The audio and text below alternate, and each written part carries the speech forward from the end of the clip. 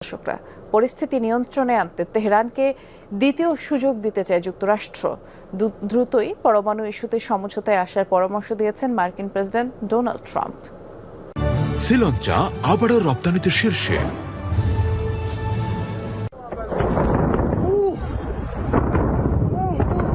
Iran ইসরায়েলের পাল্টাপাল্টি হামলায় মধ্যপ্রাচ্যে বাড়ছে যুদ্ধের দামামা। বিশ্লেষকরা মনে করছেন এই হামলার জবাব তেহরান কিভাবে দেবে তার উপর নির্ভর করছে মধ্যপ্রাচ্যের ভবিষ্যৎ।